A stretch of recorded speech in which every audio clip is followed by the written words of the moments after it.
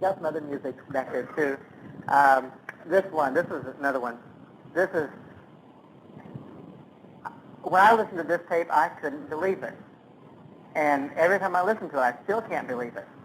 But I go entirely by the integrity of this good friend of mine who knows the people that recorded this. And if it wasn't for him and his reputation, I would say something is really weird about this tape. This is called Hallelujah, and it's by the Angelic Choir and Orchestra. And I mean that literally.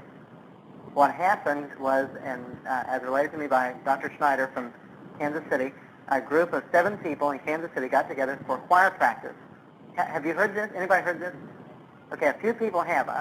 Everywhere I go around the country, 1 or 2 people have heard it, or have heard about it. But this is the tape of it. 7 people got together for choir practice in a church in Kansas City, and they were checking the sound equipment and their harmonies. And they sang the chorus, Hallelujah, through. They paused, and then they sang it through again. That was it, a cappella, no instrument. And when they started playing it back, they thought something went wrong with the system until they realized that there were thousands of voices singing with them.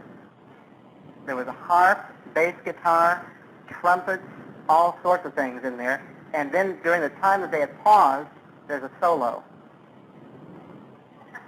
which none of them sang. To complicate matters, one of the men that was singing with them a few months later went down to Haiti on a missions trip, and when he was down there, the group, the church they were ministering at, the song leader was leading them in the Hallelujah chorus. And during the middle of it, he started singing this chorus, or the verse that's found on this tape.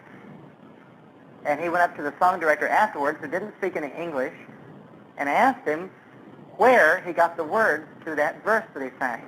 And he said, I didn't sing a verse.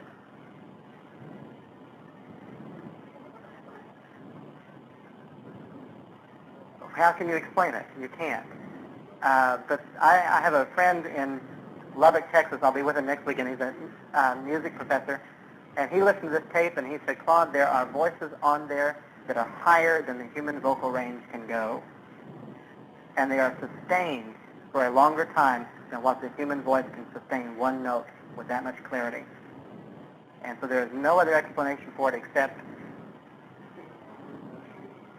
supernatural. The host of heaven heralded the birth of Jesus into this world, and I believe the host of heaven is also going to herald his return. Amen.